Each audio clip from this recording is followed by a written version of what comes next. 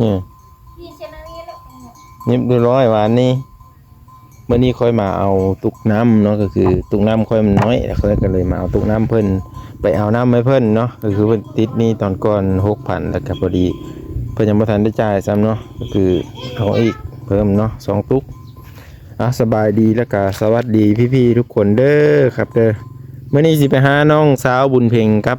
นางร้อยนี่พ่อใหญ่เกิ้งคือเก่าแม่เกิ้งก็ไปภูแคนเนาะแคนป่าค่ะไปภูแคนปลาเนาะเอาสวัสดีค่ะสวัสดีค่ะเร็วยกมือขึ้นสวัสดีค่ะคนย่างนี่เป็นยังไงนี่คนย่างเป็นคนลมจนล้มเอาสบายดีสร้อยสบายดีกำลังสิบวีผมเตรียมไปโรงเรียนบ่อ้าวเม็ดมดเลยได้มันเป็นแล้วมันไม่ติงเลยบ่ขี่รถไฟฟ้าไปเมื่อวานนี่เด้ตอนเพิ่นนั้นเกือบลงตะคองหั่นแซงรถไทยแซงก็จะขี่ใกล้เลยเด้อรถไทยเด้อเวลาแซงขี่ก้าวมันวิดหัวมันไกลๆยังเขาต่ำมาแต่อารมณ์ไปเขาขี่รถไงปู้เขาตะนิ่งยังมันมีแหงแบบคล้ายๆก็คือไผ่มันจะเหมือนเนาะไผ่หมดไวนะปุ๊บไผ่เบิ่งเนี่ยตีนซินนะฮุบเอาเนี่ยจะนั่นบุบมันนี่โยกวอลแล้วเซนนุ่งอยู่เนาะซินอันนี้แหละเพิ่นไปยิบเมื่อวานเนี่ยทุกคนก็คือไปยิบในตลาดบ่อยู่ตลาดพุทธอันนี้บอกว่าเสือคอยว่าบ่ฮอดตลาดว่าซั่นฮอดตลาดพี่ซื้อบักหงเลยมีของกินเลยเมื่อวานนี้ดองเบิ่งรถใหม่เนาะเป็นแล้วมันเพลงเมื่อวานนี้อยู่เสือว่าอยู่นี่บ่อยู่นี่เลยคอยล่มแม่คอยขับแบบนี้แหละขายล่มเลยล่มลงนี่ล่มตอนรถไปฮะห่วยมีเจ็บเสือเบิ่งอารามนี่ล่มตูมลงรถห่วยอารามอีกพานตูมอย่างนั้นสร้างเป็ดเนาะ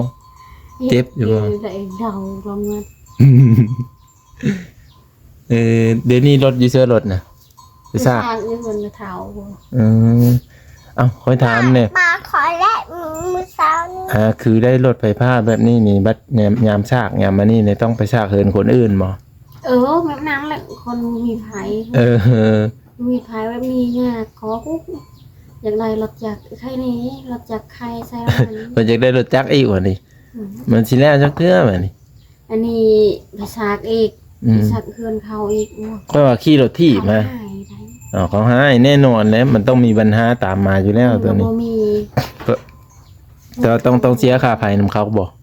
ให้มีเงินดีเสียให้มีเสียยังมันมีเฮ็ดจะได้ไปใส่ไฟน้ำเขาอันนี้ลักษณะแบบถามเด้อบ่แม่นหายบ่เรียกว่าเว้าได้อันนี้บ่มีแล้วจอดไว้หั่นเพราะนั้นเด้ก็สิบ่มอมรถทีบสีฟ้านั่นคือเก่าว่ะเก่ามีไผเฮ็ดได้ซะเนาะเสื้อทงได้เหรอนุ่งแล้วนุ่งเสื้อนุ่งซินเด้อนุ่งซินงามๆเด้อคอยสักแต่เมื่อวานนี่ทงพุ่นอยู่หุ่นแม่สักคอยสักเสื้อสักชิ้นบุญมีบุญเพ่งไปเอาเบิ่งดูค่ะแห้งแล้วบ่ได้ใส่น้ำยาพุ่นใส่น้ำยาของนุ่งน้ำยามันไปตัวได้ตัวปะบนเดียวแล้วสิมาถามอีกหลังจากที่คือไปใช้น้ำเขาแบบนั้นเพิ่นก็ให้บ่แต่ตอนนี้ยังบ่ทันให้ตอนนี้แต่ว่าเฮาใช้ไปเลยได้เกรงใจเพิ่นอยู่บ่เพราะว่าเฮาใช้ไผเฮาก็ต้องได้เสียคนครึ่งก็ว่าได้นะทุกคนบ่ครึ่งก็สมมุติเขาเสียอัน100นี่เฮาก็ต้องมีแหละอัน20 บาทหรือ40 บาทนะเป็นแล้ว20 บาทหรือ40 บาทน่ะต้องได้จ่ายเลยเนาะปัญหาตามมานี่คือตัวนี้เนาะค่อยว่าขี่รถทีบดีที่สุดเด้อสลอยเด้อบ่ต้องไปวุ่นวายซื้อน้ำมันนี่ยังจะอยากไปก็ขี่ไปแบบเจ้าขี่ขอแต่ว่ารักษารถฟ้าอีซั่นน่ะอยู่ตารางบ่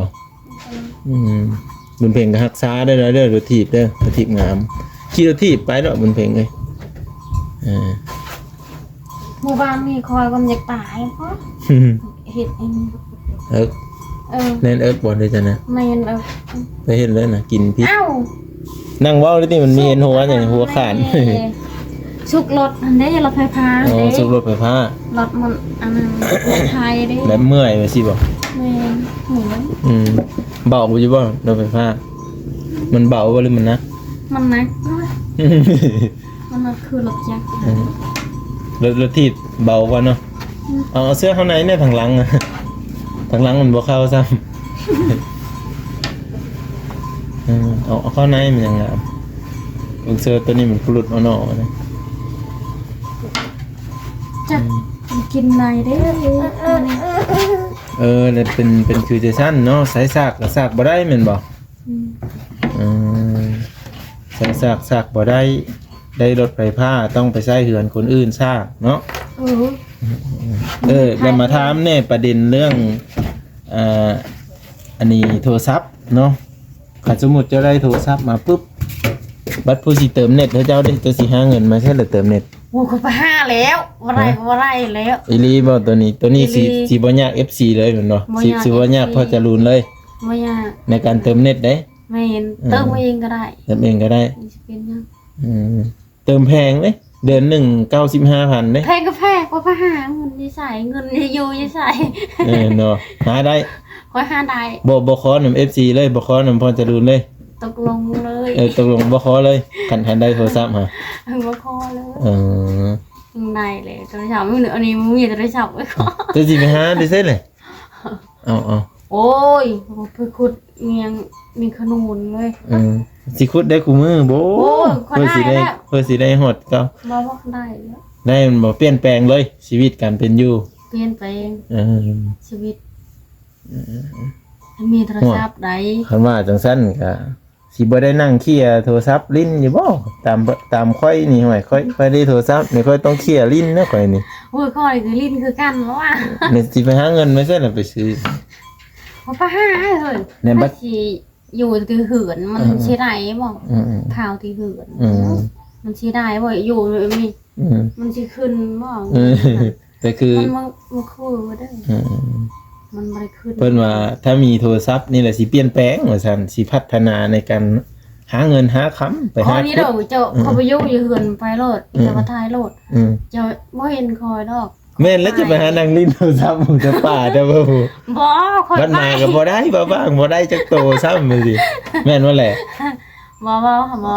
ไม่เฮ็ดแบบ บ่เฮ็ดเนาะ เฮ็ดก็ไปหาเงินหาคำให้แต่อะไร สมมุติว่าตอนนั้นได้ยินข่าวว่าเพิ่นเลยก็สิเฮ็ดห้องน้ำมีผู้ใหญ่ใจดีสิเฮ็ดห้องน้ำให้บอกว่า แม่น แล้วเพิ่นสิเริ่มเฮ็ดแล้วบัดนี้หรือว่าจังได๋ สิลืมแล้วบ่ลาสิบ่ลาพาเพิ่น สมมุติได้โทรศัพท์มาปุ๊บแล้วเจ้าสิไปซากไปใช้อีกบัดนี้ ซอกอีนี่ก็ได้บ่เป็นหยัง อันนี้คือประเด็นเนาะประเด็นไม่ว่า อันในค น่าว าม เสียใช่ป่ะ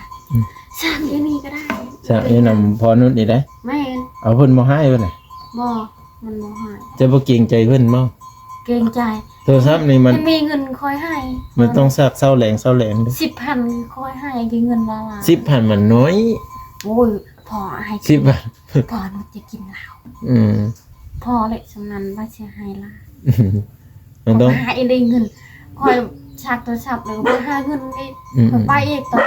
ทำคอยไปอีก เจ้าสิหาจังได๋หมายถึงว่าความคิดเจ้านี่มีธรรมดา ก็ได้อุ้ย ความคิดเจ้านี่มีธรรมดาเด้อค่ะ มา เขาจับเด็กน้อยเด้อค่ะหยิบมาในความคิดเจ้านี่สิเปลี่ยนแปลงเลย นิวคิดก่อนนี่เคยเห็นเลยคอยไปหาหน่อไม้พอได้ขายเงินได้อยู่ นี่เอาจังซั่นเลยคือบ่ไปหาหน่อไม้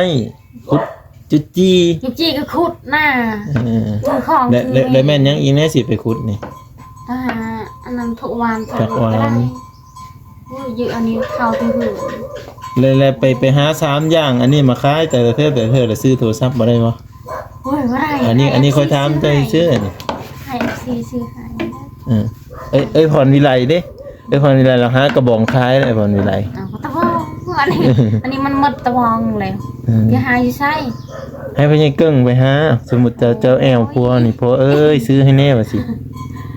อุ้ยความมันไม่ซื้อซ้ อันนี้เฮามาถามซื่อๆเด้ออันนี้เด้อ ำ ให้พ่อจะโลนซื้อหายเครื่องหนึ่งไม่ยาก เอาแบบได้ไอโฟนบ่หรือ ไอโฟน หัวอยากได้ไอโฟนไอโฟนได้ไอโฟน17ปุ๊บบ่ แอลซัมนี่ก็ได้ 40,000เลย บ่ จังหมื่นจ้ะ บ่ถามราคามันเท่าไหร่ เอาไม่ถามบ่ว่าอันนี้ไป เขาบ่ได้ถามมี อ่า สิถามบ่ ถามซื้อว่าค่อยอันนั้นนี่ขอถาม ให้พ่อจะโลนข้างให้เงินหันก็ไปซื้อเอง อืม ตัวที่3อันใดไก่กล่องหนึง กล่องเลย อยู่ตลาด นั่งลง คอยไปซื้อได้ที่บ้าน นั่งอยู่ตลาดเพิ่นนั่ง ตลาดแล้วจะมีแล้วว่าสมโนครัวมีแล้วจะมี มี แล้ว แล้ว สมโนครัวมีครบ ครบเลย มีลูก2 คนเพราะว่าจะซื้อโทรศัพท์ใหม่ปุ๊บนี่เขาสิเฮอลงทะเบียนเอาสมโนครัวไปลงไหน นี่โทรศัพท์จือมีคือพอ น้อย นี่แล้ว เปิดใช้อยู่บนโทรศัพท์น้อยเวลาจะโทรเพิ่นโทรมาหานั่นนี่ก็พอสิได้รับสายงามนี่บนเพลงนั่งฮุบเอาในขาน่ะนุ่งทรงอยู่ตัว มีนุ่งทรงเร็วกู นุ่งทรงไก่อยู่ เอาสักเมื่อวาน อันนั้นเด้แห้งแล้วบ่นี่เบิ่งไอ้เบิ่งนี่เด้ สักเมื่อวานแล้วตัวเลยนะ เอาปึ้มใส่เด้อเอาปึ้มใส่ก็ไก่ก็ไข่กินแล้วเขาจะได้โดย ยังไม่ได้กินข้าวซ้ำ จะโดยก้อนหนึ่งไปโรงเรียนเด้อ อินดา เอาเข้ามาให้เรากินแน่น่ะไปกินเองบ่หรือว่าจะได้กินกับหยังล่ะเบิ่งเอามาให้ไอ้เบิ่งหั่น โอ้โหไม่ กินกับแจ่วบ่ ก่อน บ้านอย่าแกะนี่โอ้ยมันงามเด้อนี่ตินี่นี่ผมจะนี่ผมจะนี่งามเลยจะเบิ่งมันเป็นกาหัวใจเบิ่งไอ้เบิ่งนี่เห็นไหมสีชมพูต้อง สีดำดิ สีดำก็งามเพิ่นเลิกไปส่งยังวันนี้ ก็คอยเห็นแล้ว เอาพอจะเซ็ตเราไปได้ดิ เราไปเลย แล้วเราไปเอารถที่บ่หันด้วยว่าจะได้ เอารถเทศมาเลย อ๋อจะน้อยกลัวเรามารับเบิ่งว่าเราสิไปส่งไปโรงเรียนกินข้าวก็ยังเบิ่งปิ้นมาพี่นู่นเลยมีห้องอยู่ห้องกินแซ่บๆเดี๋ยวบ่ กินปลาแล้ว ปลาแห้งบ่ อืม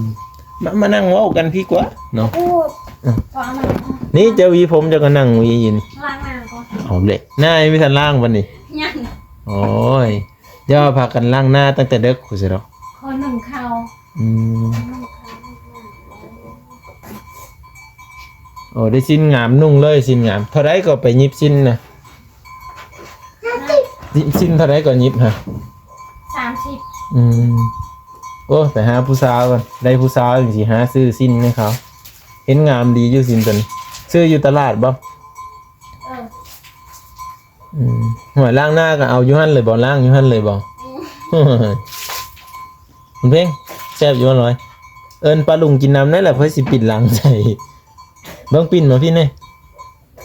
โอ้ยปลาก็แห้งเลยแล้วสิมีเหือมีแห้งกินนะต้ม แค่คอยไปไปหาใหม่หัวอะไรอยู่เลยก็จะเอา คุณเพ่ง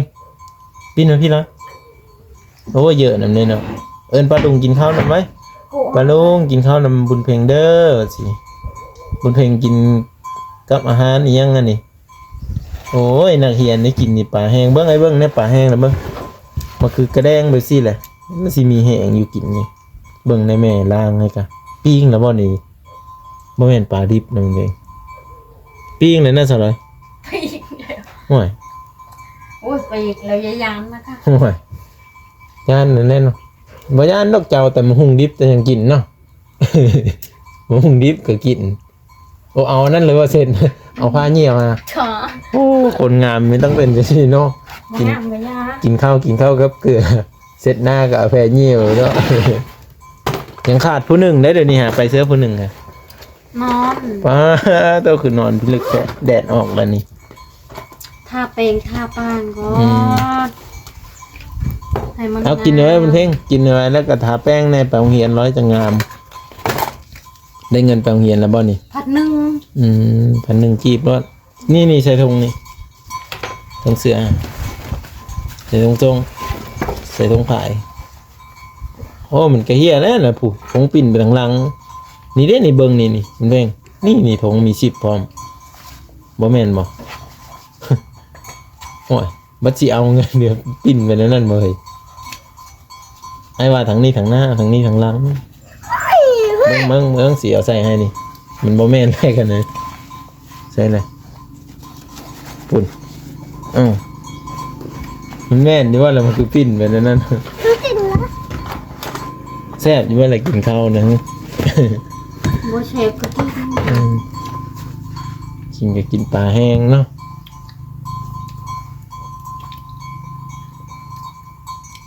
ปลาแห้งก็กินมันมีเด้อ แม่จะสิได้โทรศัพท์ได้บัดนี้เป็นเพลงได้สิลิ้นนำอยู่บ่ เคยลิ้นปินได้ สิบ่ลืมเขียนหนังสือเลยบ่จัง เรียน ตั้งเจอเห็นเด้อไปโรงเรียนเด้อ เรียน ไปโรงเรียน มัน ต้อ ลื ง ม ตั้ง รักตัวเธอหั่น ไปโรงเรียนก็ต้องตั้งเจอเห็นแน่มาแล้วไอ้สิ เข้า ไอ้สิมาหาดอกยินบ่มันเพลง อาจะบอก คันเจ้าอ่านได้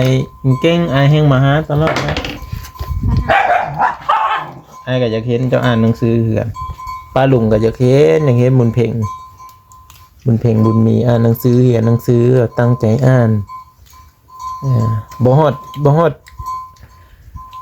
ดสาววันเนี่ยนะบ่บางมาแล้วก็ซ้อมให้เพิ่นอ่านนะทุกคนก็คือน้องเราเก่งเนาะสามารถเรียนรู้ไว้แล้วก็ฉลาดพร้อมในการอ่านในการเขียนเนาะจนว่า200ก็จนติดจนเรื่องอ่านนำผู้ใด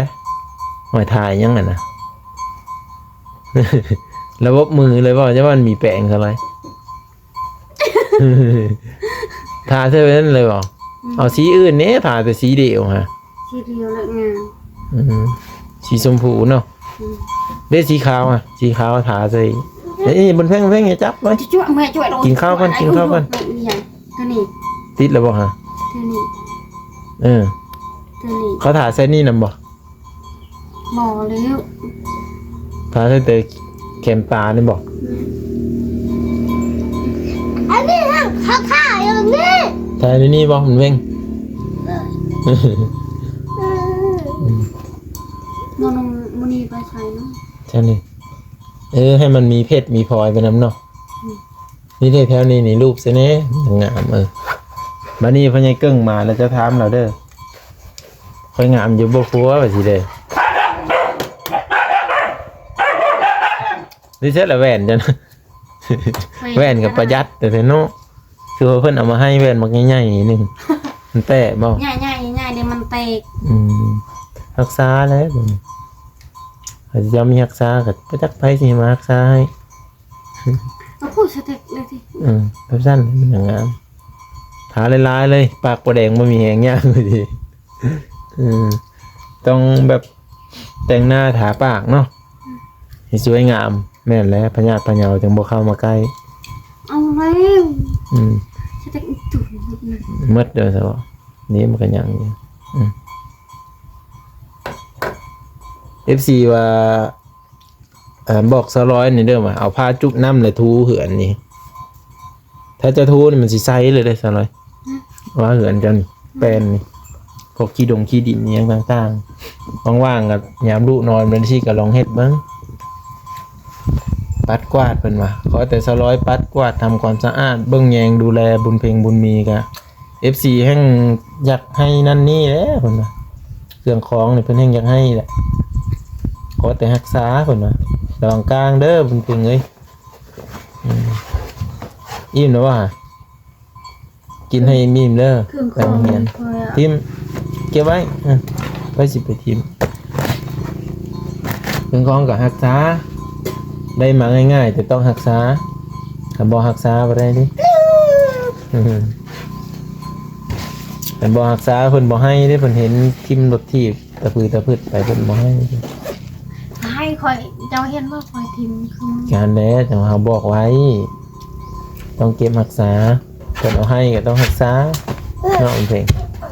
นับแต่เครื่องอยู่ของถือพุ่นละอันนี้คือเฮาแนะนำเด้อนี่เด้อยันแบบยันหลงหั่นนะ200จะน้อยหลงทิมแล้วก็บ่ได้แน่เพิ่นเห็นล่ะเพิ่นบ่อยากซอยเพิ่นบ่ทิมเพิ่นเห็นก็เพิ่นอยากซอยนะงามแล้วสำนั้นเนาะเดี๋ยวพ่อใหญ่เกิ้งมาแล้วถามเพิ่นเด้องามอยู่บ่ว่าสิเด้อ คันเราชมว่างามนี่ว่ามันเป็นยิ้มเปื่อยๆดิเนาะ มีกระต้อนนี่เนาะ ของนี่ป่ะแม่ เฮ้อ ของบ้าน มันคงหมดเลยมันคงมีไซส์ บุญเพ็งก็กินบ่บังหุ่งนะ กิน จะน้อยเพราะว่าจะว่าพิษบังหุ่งนี่แหละ ให้มันพิษกินเลย ไม่เป็นคนถือผ้าไม่จักอยากกินส้มกินแจวเนาะ ไม่ได้ไปกวดบางโม ปวดเบิ่งแล้วมันมึน บ่มีบ่ปลอดภัยเนาะ ปลอดภัย แจ้งข่าวเลยเด้อพี่น้องเด้อก็คือสาวร้อยปลอดภัยจากกันมีลูกแล้ว แต่ว่าได้ปลอดภัยมื้ออื่นมื้อหือไปเห็นท้องใหญ่ขึ้นใหญ่ขึ้น บ่มีแม่นบ่เนี่ยนะ แม่มิวตัดเบิ่งบ่มี อืม มีมิวแต่ตัดอันนี้ เจ้าแต๊ดเองบ่เป็น บ่เป็น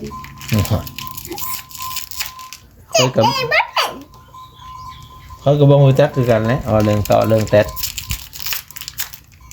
แต่ว่าเขาแต๊ดเบิ่งแล้วมันบ่ติดเนาะแต่ยาคุมเด้ซื้ออยู่บ่ ยังไปยังบ่ได้เป็นตอนนั้นเพจยังให้กิน เอา ให้มันเป็นตอนนั้นก่อน อีหยังก็ให้มันติดลูกคนยังกิน แม่น บ้าเขาก็กินก่อนแล้วว่าไปเฮ็ดจังซั่น โอ้โหเพจทำบ่ได้กินเด้อ เอาว่าไม่ดูนี่ค่อยบ่เข้าใจได้นี่ การกินยานี่ต้องมีลูกก่อนบ่ยังกินยานี่เลือดจังได๋ ยาแต่ละ ยาคุมมา บ่ยังบ่ได้เป็นประจำเดือน โอ้ยังบ่เป็นตัวนั้นแหละคือ ให้กินเพจมาให้กิน อ๋อต้องเป็นก้อนท้ายเลือด แม่น อ อันนี้บ่เห็นมันเป็นมันให้กิน อืม มันยางคือกัน เอาใครมันบ่เป็นนี่ถือว่าติดลูกแล้วบ่นี่หรือว่าจังได๋ปกติคนนี่มันต้องท้ายเลือดแต่ละเดือนดิผู้หญิงนี่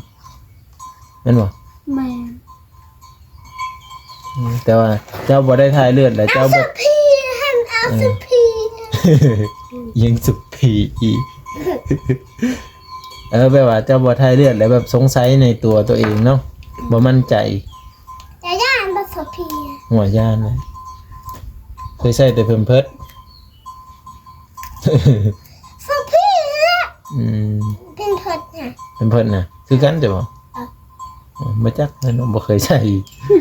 อืมแบบนั้นเนาะค่อยก็บ่เข้าใจเนาะไผที่มีความรู้ด้านนี้ก็บอกมาในเรื่องแนะนำซะลอยเนี่ยแล้วก็จึงสิมาเว้าสู่พัง แต่ว่าเรื่องการกินยานี่มันให้กินแบบตามแพทย์ช่างนั่นแหละคือละเม็ดคือเว้าสู่พังนั่นแหละ ตามเป็ดสั่งเด้อกินยาก็ได้ อืม กระเพาะมันเป็น บ่แม่นสิไปกินตามผัวสั่งมาได้เด้ผัวสั่ง3เม็ดก็สิกิน3เม็ดบ่ได้ตอนน่ะ ตายก็ค่ะ มันแพ้ห้างขายเจ้าเห็นมันจะเมื่อยเด้นั่นซั่นแหละคันเขาว่าคันอยากให้ดีที่สุดก็เอาพ่อใหญ่เกิ้งไปเฮ็ดมันเลย อืมมันบ่เฮ็ดอ่ะ เอาเฮ็ดมันก็คือตัดอ้อแล้วก็ไปขายหน่วยละล้านบาทคือนี้2อันก็ได้เลยหลายล้านบาทเลย ขายยัง เอ้าเฮ็ดเขารับซื้อกันแต่คือเดี๋ยวก็เอาตัดเอาไปขาย คุยกัน หำมาแหละ เขาก็รับซื้ออยู่เนาะพี่น้องเนาะเดี๋ยวขออนุญาตที่เว่าบ่สุภาพเด้อวันนี้ก็สบายมานี่พ่อใหญ่เกิ้งก็บ่สามารถมีลูกได้เลย ไม่สบาย เอ้าแล้วนั่นแหละมาเว้าน้ำเพิ่นแล้วก็มาบอกเพิ่นนำทุกคนแล้วก็ถามเพิ่นเนาะรถไฟฟ้าก็ขี่ได้อยู่แต่ว่าซากบ่ได้แล้วก็อิหยังอีกแน่สิ้นก็ไปยิดแน่แล้วเพิ่น จะ ว่า เห็นเจ้า เห็นอยู่ไสเห็นอยู่ทางขี่รถไถฮะ เจ้าอยู่ใช่ ขี่รถไถอยู่อันนี้ เมื่อวานใด ขอคือว่าที่ ได้ไหมก็ขี่รถไถอยู่ในนี่ก็บ๊ายๆซะบุญเพ่งบ๊ายบายบุญเพ่งนี่ก็จอดอยู่ในรถเนี่ยบ่แม่นใช่บ่เอ้าจบงามเนาะสวยงามตามท้องเรื่อง เตกซ้ำ เงินอยู่ เงิน ใน เยอะ พว หม ก ดเลยเงิน3 เซนหันคอยไปเย็บเซนเลยเมื่อวานนี้มีเงินหัน จักแสนไปหยิบสินเนี่ย อันนี้ อืม 30เนาะผม ไปหยิบ อยู่ สิน ตลาดพุด หยิบสิน30ท่าเลยวะ 2 3 ที อุ้ยเจ๊ จ่ายค่าน้ำก็บ่มีเงินไปซื้อนะบ่มีเงินไปซื้อแล้วเพิ่นก็ได้เด้นนี่มาพี่เฮามาพี่เบิ่งดูเพิ่นเบิ่งคักๆเบิ่งดูฮะแต่งหน้าถาปากปล่อยลอยเนาะกินหนึ่งนี่หันเพิ่นเลิกว่ะเอื้อยผัวใช่บ่ สัตว์ ผู้ย่างมาเด้ เรามาดิ้นนำบ่เล่นน่ะไปเลยสวน ชวนไปเลย อันนี้ดิ ให้มันเพ่ง บุญเพ็งครับบุญร้อยนี่ดิ ไปตำลัง ทุกคนเดี๋ยววิดีโอหน้าพอกันใหม่เนาะก็คือมาบอกเพิ่นเนาะแล้วก็มาเก็บกระตุกแน่เนาะสิไปเอาน้ำมาแหละมื้อละเสียงใจ โอ้ยยาวเลยก็ได้โอ้ย มันไม่มีเงินไปเอาได้น้ำนี่ มาตักยาวเอานานเลย โอ้ยว่าสิเว้าแบบนั้นแบบนี้เนาะก็ถามเอานี่แล้วเอาง่ายก็ได้ มาทำหาลุงผัวพูด ฮะเจ้าบอกเราเด้อเอามาส่งแล้วต้องได้เงินเด้อก็ซั่นเฮาบ่มีเงินไปจ่ายเขาเด้โอเคเด้อนางลอยเว้านำหน้าที่ว่าเรื่องเงินนี่ก้มหน้าเลยอยู่เอาแล้วนนเพ่งแม่นบ่ลอยจ่ายให้ไอ้บ้างแน่ว่าสิเนาะแม่นบ่ ลงยีฉันนี่ตียีฉันและฉันอะไรเห็น มันบางเนาะผู้สาวนุ่งนี่มุ่นหมดเลยเอา กูเป็นงานลูก ไปเดี๋ยวกลับก่อนทุกคนเด้อวันนี้ก็ได้เด้เข้ามาแล้วไปไหมไปเท่าน้อยเรามาแล้วเต็มตัว ไปกับแม่อะไรแก ไปนะเพื่อน ตัวอ่ะ เกือบจะได้ผลเพลง ผมกับแม่อะไรเนาะ มาเอาน้ำทุกคนเลยด้วยแม่นมาเอากระตุกเนาะเพื่อสิไปได้ฮะสาวน้อยบ่สาวน้อยนี่มาเอาบุญเพ่งคุณใครที่เราเพิ่นมีผู้อันรับส่งไว้เด้อเพิ่นท่าดนเด้อเลย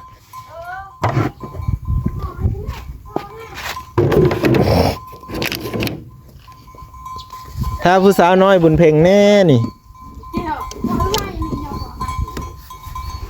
ค่อยๆใจเย็นเดี๋ยวล้มปุ๊บล้มภาพไม่จะได้เนาะโอ้ไปโชคดีเอาอยู่ดีมีแหงพ่อพี่น้องเมื่อหน้าจึงเฮามาใหม่เดี๋ยวเบิ่งตอนส่งน้ำเด้อเห็นบ่บุญเพ่งไปของเห็นแล้วไปเอากลับก่อนทุกคนเนาะ